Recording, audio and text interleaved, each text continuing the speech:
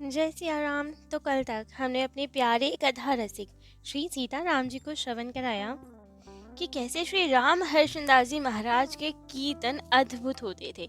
भक्तजनों को अद्भुत अनुभव प्राप्त होते थे उससे। अब तो अयोध्या जी की जगह चित्रकूट में भी खूब यात्रा करते थे, वहां भी उनका खूब मन लगता था। तो एक बार ऐसे ही खूब सुंदर भक्तों के साथ यात्रा हुई चित्रकूट की। वहां पे जानकी को उनके पास आसन लगा। अब वहाँ खूब नियम संयम से सब रहते। महाराज जी तो स्वयं 3 बजे उठ जाते, अष्टयाम सेवा करते, ध्यान में मानसी करते, फिर मंदाकिनी जी में स्नान करते, संध्योपासन करते, मंत्र जप मंत्र अनुष्ठान करते। 4 घंटे तक मंत्र अनुष्ठान चलता। उसके बाद वाल्मीकि रामायण जी का पारायण करते, भागवत जी का पारायण करते और फिर फलाहार आदि कुछ पाकर थोड़ा विश्राम करते। दिन भर मौन व्रत धारण करते थे महाराज जी। सायकाल में कामतानाथ जी की परिक्रमा किया करते थे। हर समय नाम जप चलता, अश्रुपात होता रहता। और ऐसे ही प्यारे उनके भक्त जो सदैव उनसे प्रेरणा लेते रहते थे, उनके साथ यात्रा करते थे। एक बार तो चित्रकूट में राम जी की कथा कर रहे थे महाराज जी।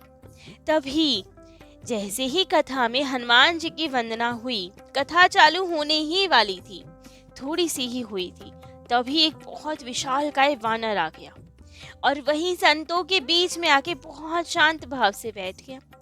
सब हैरान कि इतना बड़ा वानर कहाँ से आया और इतना शांत कैसे है, लेकिन वे तो बहुत शांत भाव से संतों के बीच ही बैठा रहा। अश्रुपूरित नेत्र से कथा श्रवण करते रहे वे वानर और खूब आनंद रहा। जैसे ही कथा पूर्ण हुई, तुरंत वो वानर उठा और चला गया। अब तो सब बहुत हैरान, सब और ये चर्चा चल गई कि कौन थे वे वानर के स्वरूप में। क्या प्रत्यक्ष हनुमान जी महाराज ही आए थे? उन्हीं की तरह शांत भाव से अश्रुपूरित नेत्रों से कथा सुन रहे थे। कई संतों को तो प्रत्यक्ष हनुमान जी के भी दर्शन हुए थे। खूब आनंद रहा, खूब आनंद, सब और उत्साह छा गया कि आज हनुमान जी महाराज स्वयं आए कथा सुनने। एक बार तो परिक्रमा के समय एक भक्त ने विचार किया कि गुरुदेव महाराज की इतनी कृपा है, आज गुरुदेव महाराज ऐसी कृपा करे कि हमें ठाकुर जी के दर्शन हो जाएं। प्रत्यक्ष ना सही तो सांकेतिक रूप से। तो मन में सोचा, यदि परिक्रमा के समय हमें एक बालक बालिका का जोड़ा दिखाई देगा तो हम समझ जाएंगे गुरुदेव की कृपा हुई। स्वयं श्री सीता राम जी ने बालक बालिका के स्वरूप में दर्शन दिए। इतना सोचते ही थोड़ी देर बाद एक बालक बालिका के दर्शन हो गए। अब पहले तो प्रसन्न हुए, लेकिन फिर मन में संदेह कि कहीं ऐसा तो नहीं है भगवान ना हो, सच में ही कोई बालक बालिका हो, हमारा ही संदेह हो। तो फिर बाद में सोचा कि अच्छा ऐसा करते हैं, एक बार और देखते हैं। अब यदि हमें एक मोर मोरनी के दर्शन होंगे तो हम मानेंगे कि गुरुदेव की कृपा से स्वयं श्री सीता राम जी मोर मोरनी के स्वरूप में आए हैं। और ये सोचते ही थोड़ी देर बाद मोर मोरनी भी प्रकट। लेकिन उन्हें तब भी विश्वास नहीं हुआ। मन ऐसे ही है, भटकाता रहता है। फिर यही विचार आया कि शायद भगवान ना होंगे, संयोग की बात होगी कि मोर मोरनी आ गए, भगवान नहीं होंगे। लेकिन बाद में जिनको ये बताया उनको तो पक्का विश्वास कि आप तो अब धोखा खा गए, सच में ही ठाकुर जी प्रकट हुए थे वहां। और ये जान के अब तो सब भाव विभोर। जब ये बात महाराज जी को बताई तो उन्होंने कहा, चित्रकूट आज भी वैसा ही है जैसे राम जी के समय में था, बस अपना भाव शुद्ध करने की देरी है। यदि भाव सही होंगे तो आज भी श्री सीता राम जी प्रत्यक्ष दर्शन देंगे आपको। यहाँ साक्षात भगवत कृपा का अनुभव होने लगेगा। एक बार श्री राम हर्षदास जी महाराज स्फटिक शिला पे बैठे हुए थे और वहाँ खूब आनंद से प्रेम विभोर होकर कीर्तन कर रहे थे। तभी कीर्तन करते करते सब ओर एक दिव्य सुगंध छा गई, मानो कितने ही सारे फूल आसपास हो। किसी को फूल के दर्शन नहीं हुए, लेकिन सुगंध का सबको अनुभव हुआ। अब सब हैरान कि कहाँ से सुगंध आ रही है। हर और देखा लेकिन फूल कहीं नहीं। किसी को लगे महाराज जी में से सुगंध आ रही है, किसी को लगे उनके पीछे से आ रही है, लेकिन अद्भुत फूलों की सुगंध थी। सब और दिव्य वातावरण छा गया था। सबके नेत्रों में अब अश्रु जल आ गए थे और खूब आनंद से कीर्तन हो रहा था। तभी अगले दिन परिक्रमा के लिए महाराज जी चले। सारे भक्तजन उनके साथ आए। अब जैसे ही परिक्रमा के बाद जानकी कुंड पे पहुंचे वे, तो महाराज जी का जो अंगोछा था कंधे पे था उनके, वो ऐसा जान पड़ता था मानो इत्र से भीगा हुआ हो। अद्भुत सुगंध आ रही थी उसमें से। अब सब सुन के हैरान कि ये कहाँ से आया। इत्र तो महाराज जी ने नहीं लगाया, लेकिन अंगूछा इत्र से कैसे भीगा हुआ है, कैसे इतनी सुगंध आ रही है। सबको इसका अनुभव हुआ। और जब स्थान पे पहुंचे तो बाकी भक्तों को भी जैसे बताना चाहा, अंगोछा दिखाना चाहा, तभी महाराज जी ने अपना अंगोछा बहुत जोर से झटक दिया और अंगोछा झटकते ही सब सुगंध गायब। ना कोई इत्र की सुगंध, ना कुछ। जैसे नॉर्मल कोई अंगोछा हो वैसा ही हो गया। सब हैरान कि अभी थोड़ी देर पहले तो ऐसा लग रहा था कि मानो इत्र से भीगा हुआ हो ये, और अब इसमें सुगंध ही नहीं। ऐसे अद्भुत चमत्कार होते थे श्री राम हर्षण दास जी महाराज के साथ। जानकी कुंड के पास एक हनुमान जी का मंदिर था। वहां पे एक दिव्य संत रहते थे जिनका नाम था पंजाबी भगवान। पंजाबी भगवान इसलिए क्योंकि वे शरीर से पंजाब के थे और बालपन में लीला स्वरूप में राम जी बनते थे। तो इसीलिए पंजाबी होने के कारण पंजाबी और राम जी बनते थे, इसलिए भगवान। लीला अनुकरण के बाद तो उसके बाद उन्होंने वैराग्य ले लिया और संत स्वरूप धारण कर लिया, लेकिन नाम उनका यही पड़ गया, पंजाबी भगवान। सब इसी नाम से उन्हें पुकारा करते थे। अब वे भी बहुत सुंदर भाव के संत थे। वे महाराज जी के साथ खूब सत्संग किया करते थे। जितने समय श्री राम हर्षण दास जी महाराज चित्रकूट में रहे, उतने समय खूब आनंद से सत्संग होता था। वे हमेशा पूछते थे कि आपका श्री राम जी के प्रति, जानकी जी के प्रति क्या भाव है, बताइए तो सही, किस संबंध से आपका पूजन करते हैं, क्या संबंध से भक्ति करते हैं। लेकिन श्री राम हर्षण दास जी महाराज अपना संबंध गोपनीय रखते थे, बताते नहीं थे। वो तो स्वयं जानकी मैया प्रकट कर दे सो कर दे, तो उन्होंने नहीं बताया, प्रश्न हमेशा टाल दिया करते थे। लेकिन वो पंजाबी भगवान जो संत थे, उनके हृदय में बहुत व्याकुल था कि ऐसा कौन सा संबंध है राम जी से जो इतना अपार प्रेम इनके हृदय में सदैव हिलोरे लेता रहता है। हमेशा नेत्र अश्रु जल से भीगे रहते हैं। जरा सा राम जी का, जानकी जी का नाम लेते ही अश्रु प्रवाह होने लगता है। कैसी भक्ति है ये, क्या संबंध है ये। बहुत व्याकुल रहते थे जानने के लिए, लेकिन बताए कौन, महाराज जी ने तो बताया नहीं।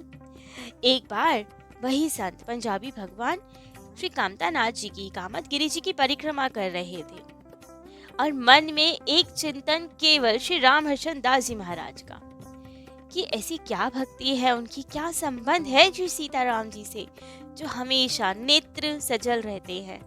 इतने भावुक कैसे हैं ये, क्या संबंध है। पूरी परिक्रमा में यही चिंतन उनके मन में चलता जा रहा था कि क्या संबंध हो सकता है। तभी रात्रि में जब अपने स्थान पे पहुंचे, विश्राम किया, तभी मानो कामतानाथ जी ने उनकी इच्छा पूरी की। एक दिव्य स्वप्न दिया उन्हें। स्वप्न में था कि एक बहुत ही दिव्य देश है जहाँ लता पताएं हैं और उन्हीं के बीच एक बहुत चौड़ा सा राजमार्ग है। एक राजमार्ग, अद्भुत दिव्य सुंदर राजमार्ग, जिसके दोनों कोनों भी बहुत सुंदर वृक्ष थे, फूल थे। और तभी उस राजमार्ग में से एक बहुत दिव्य हाथी जा रहा है। हाथी भी खूब अलंकारों से आभूषित था। बड़ी सी घंटी छन छन बज रही थी गले में। और तभी देखा कि हाथी के ऊपर 2 राजकुमार और बैठे हुए हैं। और जब ध्यान से देखा तो पाया वे 2 राजकुमार और कोई नहीं, एक तो श्री राम हर्षण दास जी महाराज हैं और एक पंजाबी भगवान के गुरुदेव हैं। श्री राम हर्षण दास जी महाराज स्वयं श्री लक्ष्मी निधि जी के स्वरूप में। अब तो समझ गए कि क्या संबंध है जानकी जी और इनका। समझ गए कि ये स्वयं जानकी मैया के बड़े भाई हैं। तभी इतना अपार प्रेम है जानकी जी से कि नाम लेते ही अश्रुपात होने लगता है। आनंद विभोर हो गए अब ये स्वप्न देखकर, तो ये कृपा का अनुभव करके कि स्वयं राम जी ने हमें बता दिया कि क्या संबंध है आपका और श्री राम हर्षण दास जी महाराज का। दूसरे दिन जब श्री राम हर्षण दास जी से आपकी भेंट हुई तो बताया, कहा हमें बहुत दिव्य स्वप्न आया स्वयं श्री सीताराम जी ने हमें बता ही दिया कि आपका और उनका क्या संबंध है। और ये सब जान के तो महाराज जी भाव विभोर हो गए। ऐसे ही एक बार आप गया जी से बैद्यनाथ जी के जा रहे थे उनके दर्शन करने। तभी ट्रेन में एक पंडा जी मिल गए और उन्हें देखकर, भक्तों को देखकर अंदाजा लगा लिया कि बड़ी टोली है, खूब माल मिलेगा इन भक्तों से। तो कहा, महाराज हमारी खूब व्यवस्था है वहाँ, हम बैद्यनाथ जी के वहाँ हर जगह अच्छे से दर्शन करवा देंगे, हमारी धर्मशाला भी है, हमारे साथ ही चलो। अब आप सब भक्त हृदय आपने स्वीकृति दे दी, वहीं रहने लगे और वही पंडा आपको दर्शन आदि करवाने लगे। लेकिन अब वे तो बहुत लालची पंडे थे। जहाँ जिस मंदिर में जाते और जहाँ श्री राम हर्षदास जी का भाव में डूबने का समय आता, दर्शन करके अब जैसे ही वो भाव विभोर होने लगते, ध्यान समाधि में डूबने लगते, तभी वो पंडा जी चिल्ला रहे थे, अरे अरे महाराज, दक्षिणा निकालो, दक्षिणा, पैसे चढ़ाओ, यहाँ दक्षिणा दो। अब इतनी बार विक्षेप होता जाए लेकिन कुछ नहीं बोला। लेकिन जब बहुत अति हो गई, बार बार हर मंदिर में ऐसे ही होने लगा, तब तो पहली बार शायद श्री राम हर्षदास जी महाराज को थोड़ा क्रोध आया। डांटा उन्हें, कहा, इतने महान धाम में रहते हो तब भी तुम्हारा पेट नहीं भरता। दूर दूर से श्रद्धालु आते हैं, यहाँ अपनी मनोकामना पूर्ण करते हैं, और तुम चढ़ावे दक्षिणा के लिए सबके ध्यान में विक्षेप डालते हो। तुम्हारा पेट नहीं भरा यहाँ रह के, तुम्हारी इच्छाएं पूरी नहीं हुई धाम में रह के। कहते कहते अब आपको आवेश आ गया, लालिमा छा गई मुख पे, और इस कप को देखे वो पंडा जी तो डर गए। तब क्षमा मांगी, तब तो प्रेम से समझाया कि किसी के भाव में विक्षेप नहीं डालना चाहिए। यदि कोई पूजा कर रहा है, ध्यान लगा रहा है, तो उसके भावों में बार बार टोका मत करो, दक्षिणा तो मिल ही जाएगी तुम्हें, लेकिन बीच में व्यवधान मत डालो। तब तो उन्होंने खूब क्षमा मांगी। ऐसे ही एक बार और आप कलकत्ता से जगन्नाथपुरी जी की ओर जा रहे थे। अब मार्ग में कलकत्ता और जगन्नाथपुरी जी के बीच खड़गपुर स्टेशन आया। आप वहीं उतर गए और वेटिंग रूम में चले गए, क्योंकि पुरी जी की ट्रेन आने में अभी समय था। तो वहीं पे आपका आसन डला, भक्तजन पास में थे और दो सेवक साथ में थे। दोनों सेवक खूब सेवा कर रहे थे, आपको स्नान करवाया, फलाहार बनाया, आपको पवाया और फिर चरण सेवा कर रहे थे। और बाकी सब संत भक्त मिलके सत्संग कर रहे थे। भिन्न भिन्न राज्यों के लोग भी आ रहे थे और देख रहे थे कि ये सब क्या हो रहा है। सब आते जानते, महाराज जी है तो प्रणाम आदि भी करते। उन्हीं सब के बीच एक मद्रास से आया हुआ व्यक्ति भी था। अब ये सब देख के उसने पूछ लिया कि ये महात्मा कौन है। तभी महाराज जी के एक भक्त ने बताया आपके बारे में कि हमारे गुरुदेव हैं, ये बहुत सिद्ध संत हैं। तब उस मद्रासी व्यक्ति ने कहा, गुरुदेव तो हमारे भी होते हैं, लेकिन हमने कभी ऐसी सेवा तो नहीं की अपने गुरुदेव की। तब उस व्यक्ति ने कहा, अपने अपने भाव की बात है, हमारे जैसे भाव है उस अनुरूप ही हम अपने गुरुदेव की सेवा करते हैं। आपका वो भाव नहीं होगा जो आप अपने गुरुदेव की ऐसी सेवा करें। तब उस व्यक्ति ने पुनः पूछा, ये आपके गुरुदेव कोई संत हैं या जादूगर हैं? वो हैरान कि ये क्या कह रहे हैं आप, जादूगर कैसे कह रहे हैं हमारे गुरुदेव को। तब उस व्यक्ति ने कहा, जादूगर नहीं कहे तो क्या कहें, आपके गुरुदेव में हमें एक ही साथ कई देवी देवताओं के दर्शन हो रहे हैं। कभी आपके गुरुदेव के शरीर में हमें हनुमान जी दिखते हैं, कभी राम जी दिखते हैं, कभी गणेश जी दिखते हैं, अन्य अन्य देवी देवताओं की झलक मिलती है आपके गुरुदेव में।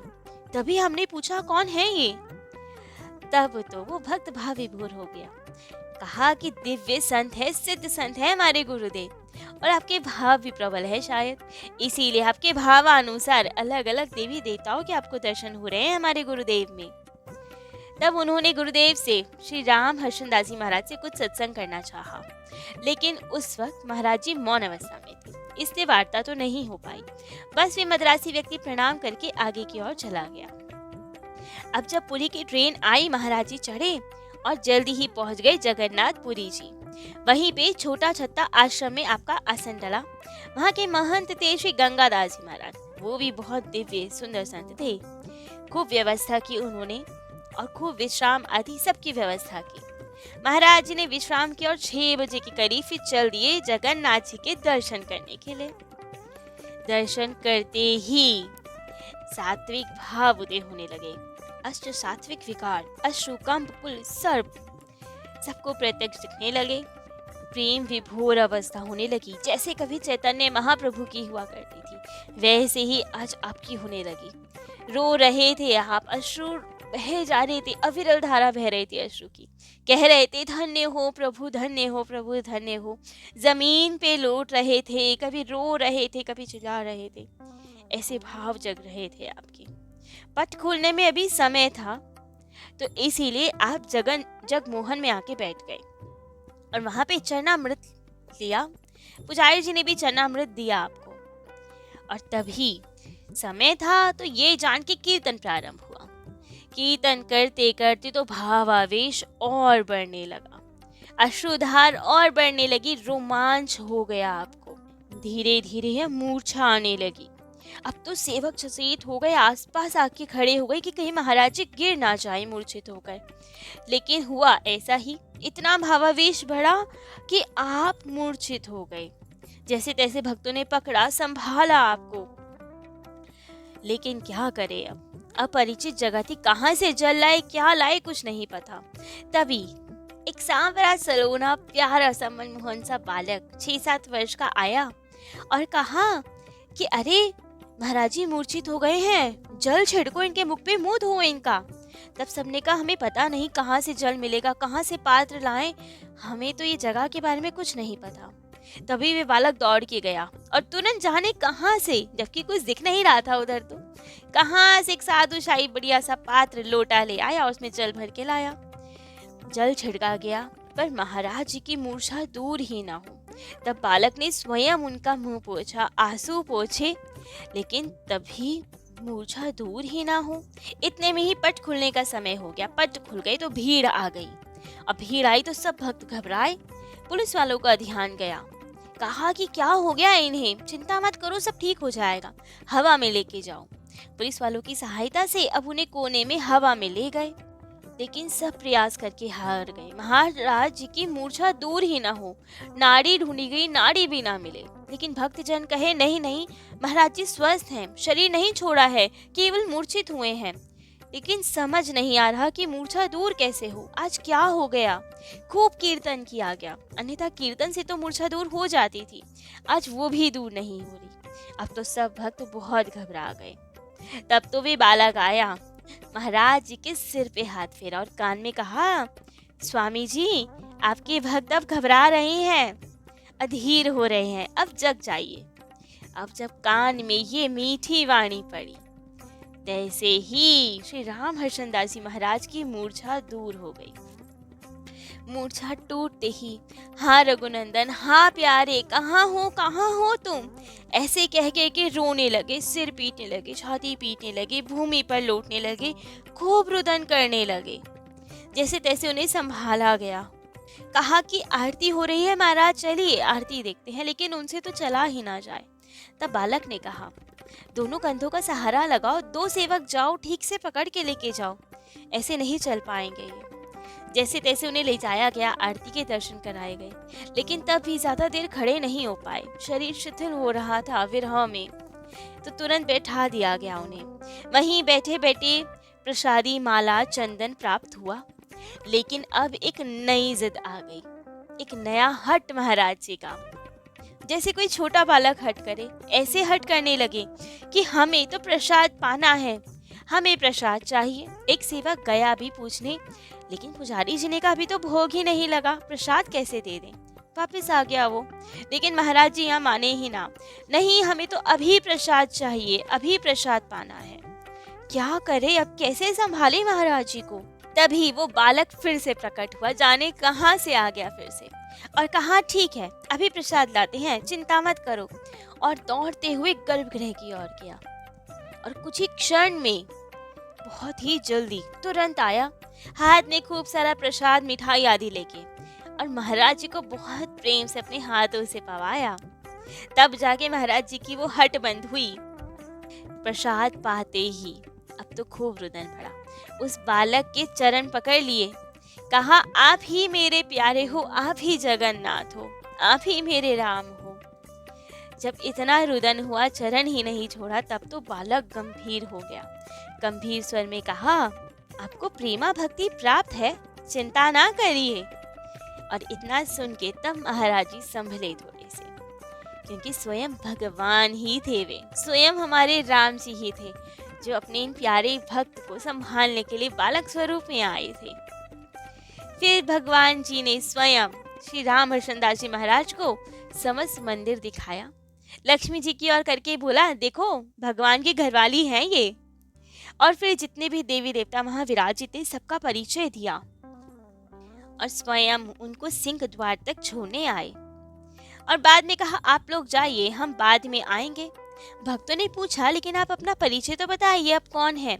कहा कि हम पंडा के लड़के हैं, हम यहीं रहते हैं।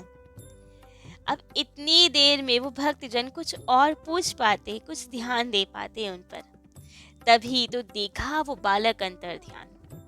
तब तो सबको बहुत पछतावा हुआ।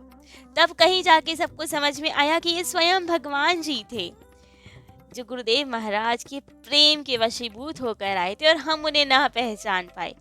बहुत पछतावा हुआ सबको कि हम ठाकुर जी को नहीं पहचान पाए, जबकि हमारे गुरुदेव ने स्वयं उनके चरण पकड़े थे, कहा था कि आप हमारे राम जी हो, जगन्नाथ जी हो, तब भी नहीं समझ पाए हम।